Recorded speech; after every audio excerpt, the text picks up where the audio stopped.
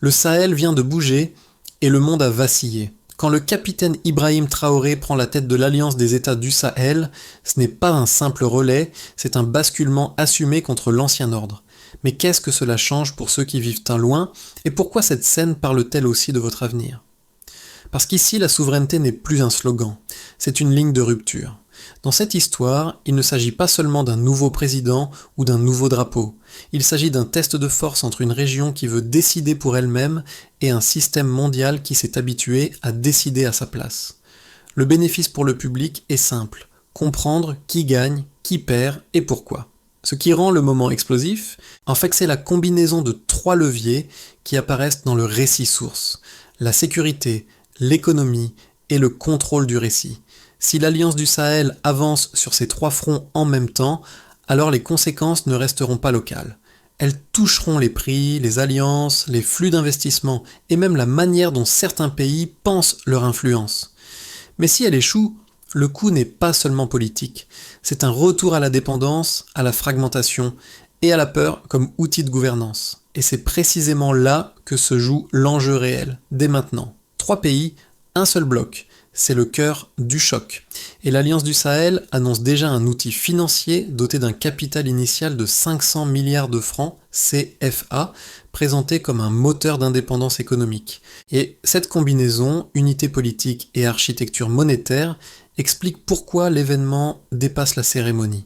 Ibrahim Traoré apparaît ici comme le visage d'un récit plus large. L'idée que le Sahel n'accepte plus d'être uniquement une zone de crise décrite par d'autres. Dans la source, la scène est construite comme un passage de témoin où l'ancien leadership pose les bases et où le nouveau incarne l'accélération. On insiste sur une logique, ne plus demander la permission d'être libre, ne plus dépendre de structures jugées inutiles et bâtir des instruments propres, banques, chaînes de télévision, documents biométriques, coordination sécuritaire.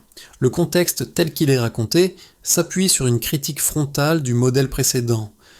Pendant des années, des forces étrangères ont été présentées comme des protecteurs. Pourtant, la violence aurait continué à croître tandis que les populations restaient confrontées à la pauvreté et à l'insécurité. Le récit oppose deux images, des bases climatisées d'un côté et de l'autre des soldats portés par l'idée de patrie. Puis il élargit la perspective. La bataille ne se joue pas seulement sur le terrain militaire, mais aussi dans la diplomatie, la communication et le contrôle du récit international. C'est ici que se glisse la question suspendue depuis le début. Si le Sahel reprend le contrôle de ses ressources, que devient l'ordre financier auquel le monde s'est habitué? La source le formule comme un tremblement potentiel, notamment si les échanges de ressources se font autrement que dans la monnaie dominante. Pour rendre cela plus concret, la source propose un micro-cas. Amadou, 58 ans, près de Bobo Dioulasso. Enchivoie depuis des décennies le coton partir loin, pendant que ses enfants peinent à manger correctement. Pour lui, Ibrahim Traoré n'est pas un symbole abstrait, c'est la promesse que le destin cesse d'être exporté. Le récit a besoin d'un visage, et il en propose plusieurs. Après Amadou, il y a Aïcha, 65 ans, grand-mère dans un village proche de Ouagadougou. Son quotidien est décrit sans décor héroïque. Se lever avant le soleil, travailler la terre, survivre à des promesses répétées. Et pourtant son pays est présenté comme l'un des grands producteurs d'or du continent, tandis que son village n'aurait pas d'électricité fiable. La tension est là, richesse du sol, pauvreté des vies. Dans cette narration, la rupture ne passe pas d'abord par des sommets diplomatiques, mais par des symboles concrets. Si l'un d'eux est le passeport biométrique de l'Alliance du Sahel, pour un observateur extérieur, ce n'est qu'un document. Pour Aïcha, c'est l'idée qu'elle n'est plus seulement citoyenne d'un espace périphérique, mais membre d'un bloc qui veut compter. Ibrahim Traoré est alors présenté comme le catalyseur d'une fierté retrouvée, parce qu'il incarne une volonté de possession. Posséder son identité, ses données, ses récits, ses richesses. Puis le texte change d'échelle avec un autre personnage. Un ingénieur de la diaspora à Atlanta, 45 ans, appelé ici Docteur Café. Il vit confortablement mais ressent un vide. Le récit insiste. La diaspora ne veut plus seulement envoyer de l'argent, elle veut envoyer des compétences, des investissements, une présence. Ce déplacement est important car il montre que l'impact précoce n'est pas seulement local. Il touche aussi la manière dont les communautés africaines à l'étranger se projettent. En d'autres termes, un bloc uni change la valeur de chaque décision. Tout s'enclenche par une scène qui, dans la source, est racontée comme un passage de seuil.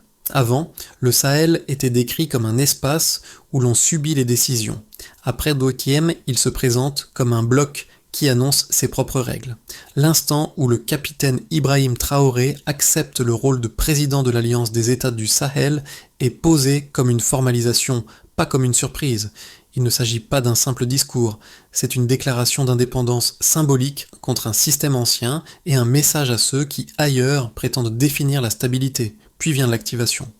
La source insiste sur un vocabulaire de rupture, ne plus demander la permission d'être libre, ne plus tolérer que les ressources nourrissent d'autres rêves, pendant que le continent reste dans l'ombre. La mécanique narrative est claire. On associe souveraineté et ressources, identité et dignité, sécurité et autodétermination. C'est à ce moment que l'idée centrale est répétée comme une consigne. Compter uniquement sur soi-même. Le récit ajoute une note de gravité. Le chemin vers la liberté n'est pas pavé de fleurs, et les forces militaires doivent attacher leur ceinture, car une force unifiée devrait être suivie d'opérations à grande échelle. Même sans détails opérationnels, la trajectoire est dessinée, l'Alliance ne veut plus déléguer sa sécurité. Le crescendo arrive quand le texte retourne l'accusation. Pendant des années, dit-il, des armées étrangères auraient donc prétendu être présentes pour lutter contre le terrorisme, mais la violence aurait continué à grandir. Cette opposition sert de pivot. Si la promesse de protection extérieure a échoué, alors l'argument de la présence extérieure perd sa légitimité morale. Le récit propose ensuite un élargissement. La guerre n'est pas seulement militaire, elle se joue aussi dans la diplomatie, la communication et le contrôle du récit. La source décrit des diplomates sans relâche, qui cherchent la reconnaissance de la Confédération, comme si la bataille se gagnait aussi dans la manière dont le monde nomme ou nie l'existence du bloc. Ensuite viennent les décisions de structure. Le texte évoque l'idée de se retirer d'organisations jugées inutiles, avec l'exemple explicite d'institutions présentées comme instruments d'intérêts étrangers. Il cite des sanctions, des menaces d'intervention et un usage de la faim comme levier. Le récit construit alors un ennemi émotionnel, non seulement les puissances étrangères, mais aussi des relais locaux accusés de trahison. C'est le moment où l'Alliance est décrite comme une forteresse de souveraineté. Mali, Niger, Burkina Faso deviennent un mur, un bloc territorial au cœur du continent. Le point culminant enfin se joue sur l'outil et le symbole. La source mentionne un passeport biométrique, une chaîne de télévision et surtout une banque confédérée présentée comme un instrument pour financer l'industrialisation et l'agriculture aux conditions africaines. L'argument est simple, contrôler l'argent, contrôler l'identité, contrôler le récit. Et si, demain, ce bloc échange ses ressources hors du circuit monétaire dominant, alors le choc ne resterait pas régional, il deviendrait une question globale. La réplique, dans le récit, est une invitation directe à la diaspora. Tenir le récit, contester les mensonges et soutenir la transition. Car, insiste la source, la bataille n'est pas finie, elle ne fait que commencer. Avant, l'alliance n'était qu'une idée, après elle s'équipe d'outils chiffrés et datés. Cette bascule se lit dans la manière dont la source met en avant des marqueurs précis, utilisés comme preuve de sérieux et non comme décor narratif. Le premier repère est celui des 3 pays. 3 pays, un bloc, donc une masse politique et stratégique. La source revient plusieurs fois sur ce chiffre implicite, parce qu'il sert à justifier l'argument central. L'union change l'échelle. Le Mali, le Niger et le Burkina Faso ne sont plus décrits comme des dossiers séparés, mais comme une continuité territoriale, un mur contre la dépendance, une capacité à négocier en bloc. Dans ce cadrage, l'unité n'est pas romantique, elle est arithmétique. 3 États coordonnés font basculer le rapport de force, surtout lorsque l'on parle de sécurité, de frontières et de ressources. Le deuxième repère est temporel. La fin 2025. Fin 2025.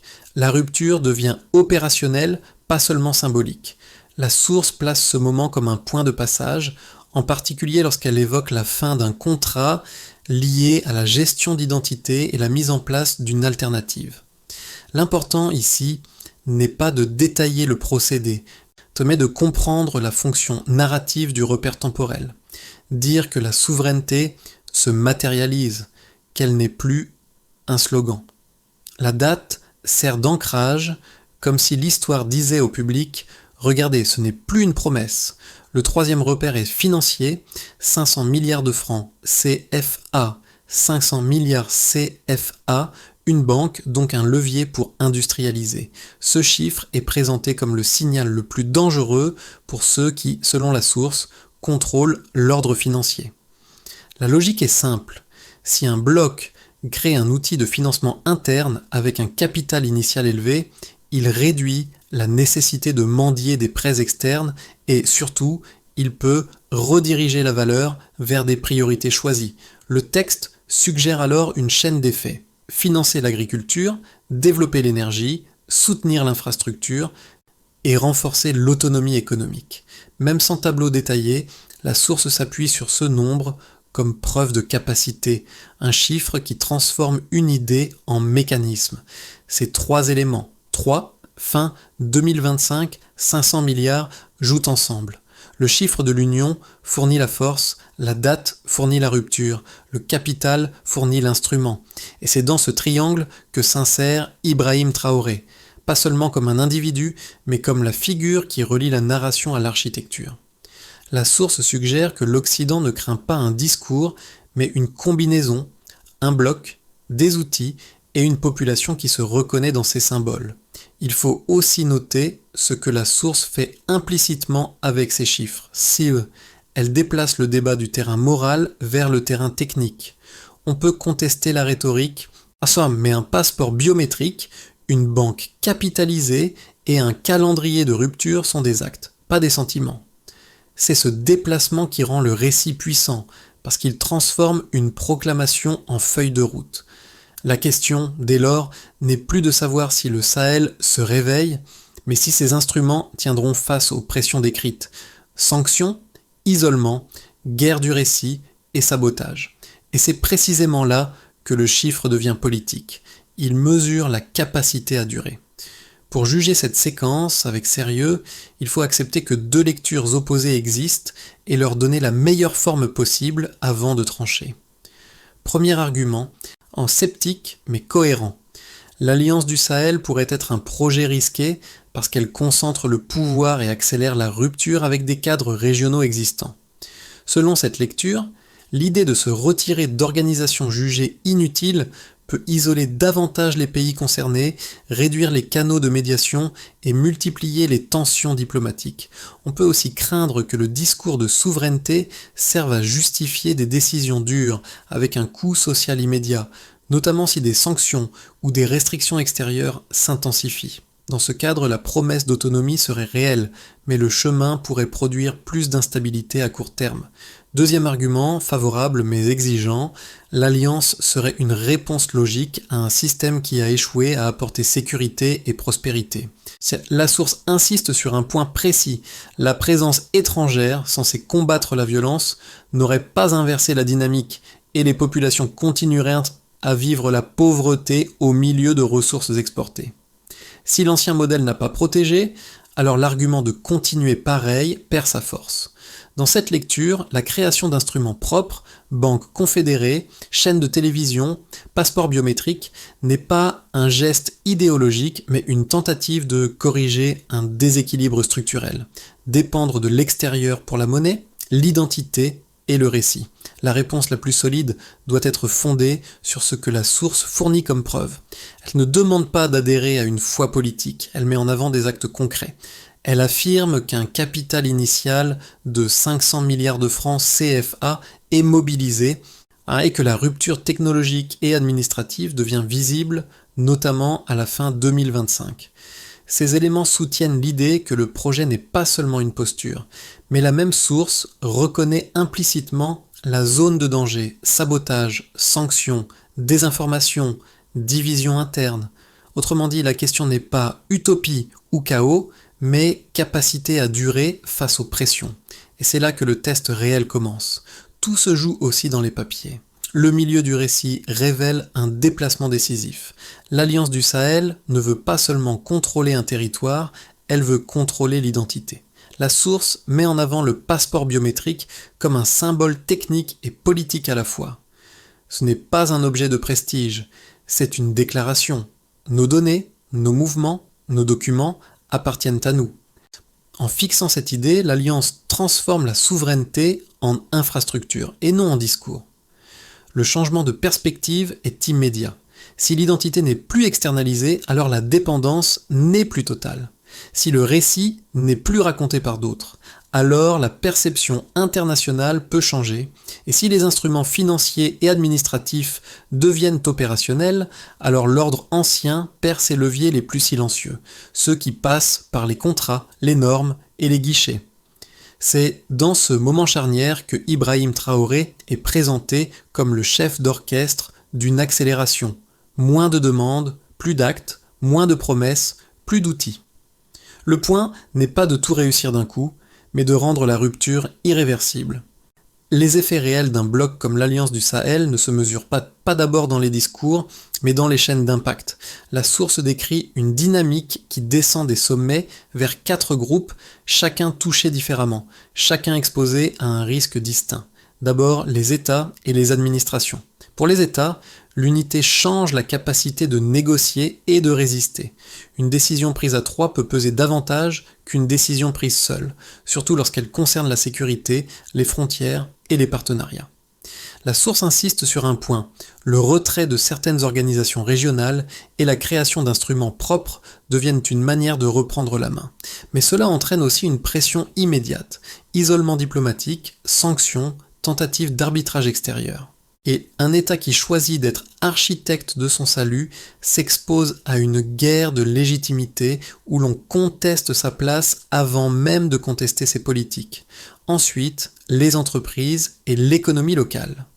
Dans le récit, la banque confédérée dotée d'un capital initial de 500 milliards de francs, CFA, est présentée comme une clé économique. Pour les entreprises, l'enjeu est simple. Financer des projets sans dépendre entièrement de prêteurs extérieurs. Si cet outil devient pleinement opérationnel, il peut soutenir l'agriculture, l'énergie et des infrastructures, et donc créer un effet d'entraînement. Mais la source laisse aussi entendre un risque. Lorsque l'on redirige des flux financiers, ceux qui profitaient dans de l'ancien modèle tentent de bloquer, de ralentir ou d'imposer des coûts supplémentaires. Pour les acteurs économiques, la transition peut donc produire à la fois des opportunités de financement et des turbulences de marché. Puis viennent les citoyens ordinaires. Ici, le texte revient à la matière humaine, Amadou, 58 ans, qui voit le coton partir et la nourriture manquer. Aïcha, 65 ans, dont le village manque d'électricité fiable malgré l'or du pays. Pour les citoyens, la conséquence la plus concrète est la promesse d'une valeur qui reste sur place. Nationalisation, contrôle des ressources, investissements internes, même présentés sans détails techniques, ces mots signifient dans la narration une chance de voir une école se construire, un service fonctionner, une dignité se stabiliser. Mais c'est aussi le groupe le plus vulnérable au choc. Sanctions, inflation, rupture d'approvisionnement, sabotage. Le récit assume ce risque et le transforme en appel à la résilience. Enfin, le niveau régional et international. La source décrit un monde multipolaire où le Sahel peut choisir des partenaires comme acheteurs et partenaires, non comme sujets. Cela déplace les alliances. Des pays voisins observent, évaluent, hésitent, et l'ordre ancien, selon le texte, craint surtout le précédent. Si un bloc tient, d'autres pourraient en suivre. C'est ici que Ibrahim Traoré devient un symbole au-delà du Burkina Faso. Il incarne un modèle qui peut inspirer ou provoquer une réaction de containment. La conséquence la plus durable, au fond, est une modification de la règle du jeu. La souveraineté n'est plus seulement revendiquée, elle est organisée. Et quand une souveraineté s'organise, elle oblige le monde à recalculer. À l'échelle de 6 à 12 mois, la trajectoire décrite par la source peut prendre 3 formes. Elle repose sur les mêmes variables: cohésion interne, capacité d'exécution, pression extérieure et contrôle du récit. Il ne s'agit pas de prédire, mais de cadrer les chemins possibles. Dans un scénario de base, la consolidation se fait sous tension. L'Alliance du Sahel avance, mais à un rythme inégal. Les instruments annoncés, banques, confédérés, passeports biométriques, médias propres, progressent par étapes. La coopération sécuritaire se renforce, mais reste contestée à l'extérieur. Les pressions évoquées dans la source se poursuivent. Sanctions, isolement, campagne de délégitimation. Si l'alliance tient, alors la perception internationale change lentement, non par la sympathie, mais par la réalité.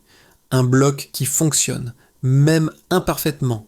Ça me devient difficile à ignorer. Dans un scénario optimiste, l'accélération devient structurée. La logique, outil plus unité, plus récit, se met à produire un effet de levier.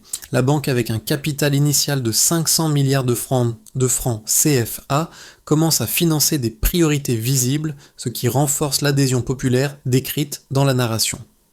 Les symboles, identité biométrique, chaînes de télévision, discours de souveraineté, se transforment en preuve de capacité. Les partenaires extérieurs, dans un monde multipolaire, traitent l'alliance comme un interlocuteur stable.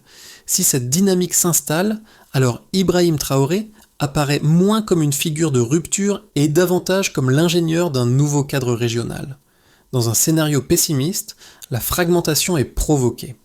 Les risques explicitement cités par la source deviennent dominants: sabotage économique, désinformation, divisions internes, les pressions extérieures se durcissent, les coûts sociaux montent et la cohésion se fissure. Si les populations n'observent pas d'amélioration tangible, le récit perd son carburant émotionnel.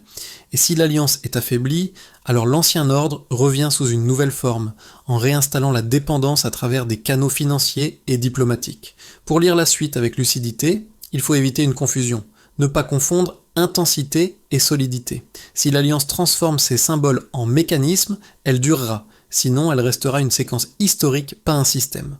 Pour le public qui regarde depuis l'extérieur, la source fait un choix clair. Elle relie l'histoire du Sahel à la vie quotidienne ailleurs, surtout dans la diaspora. Elle dit, en substance, que la géopolitique n'est pas un théâtre lointain.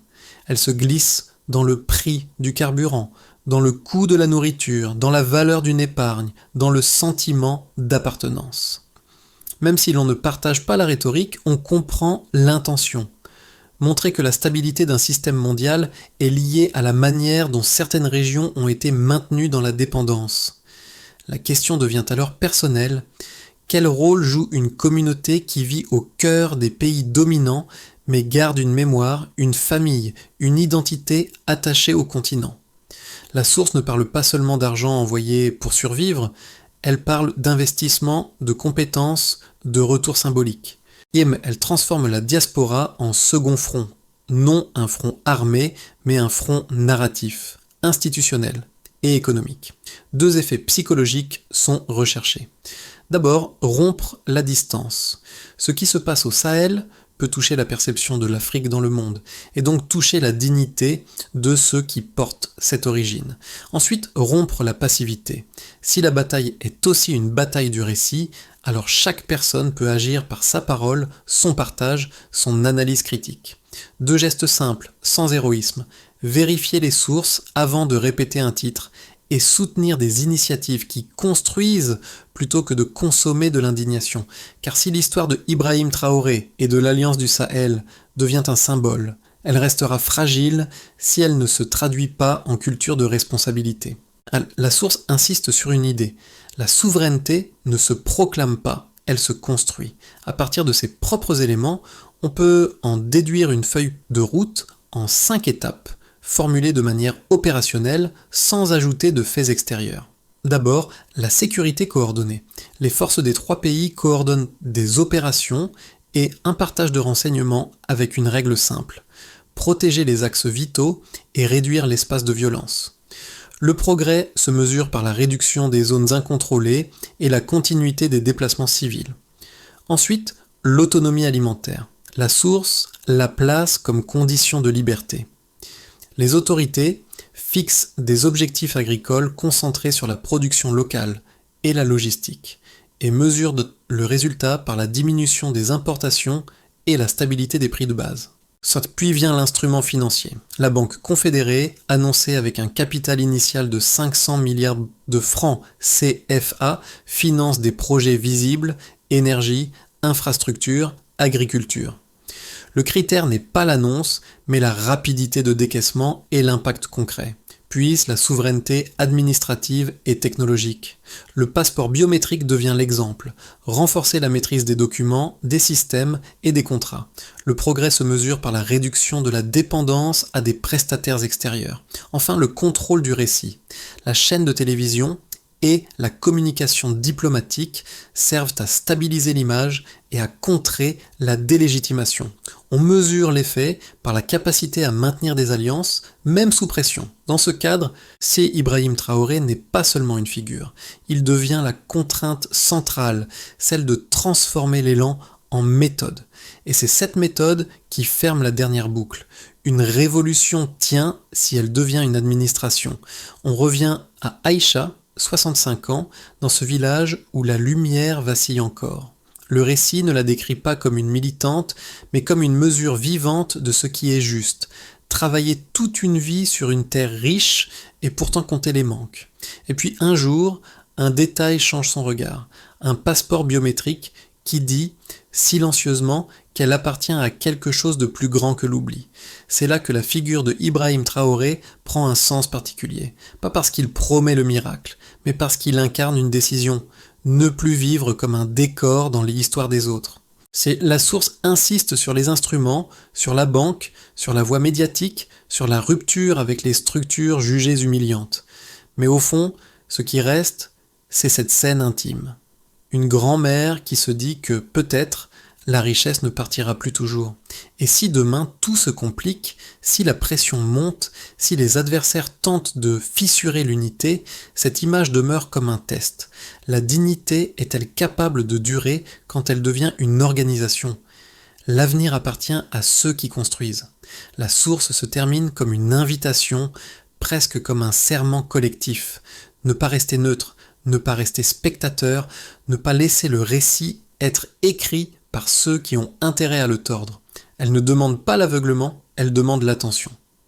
Car si l'Alliance du Sahel devient un symbole mondial, ce symbole sera attaqué autant par les chiffres que par les mots. Ce que l'on peut retenir sans se laisser emporter, c'est une idée simple. Un bloc qui reprend la main sur ses ressources, son identité et son financement forcent le monde à se réajuster.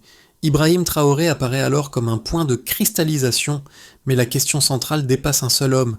Ce projet peut-il survivre à la pression, à la fatigue et au temps ? Si cette analyse a clarifié la logique du récit, dites-le. Si elle vous a laissé des doutes, dites-le aussi. Quel signe, selon vous, montrera le plus vite si l'Alliance du Sahel est en train de devenir un système durable ? La sécurité, l'économie ou le contrôle du récit ?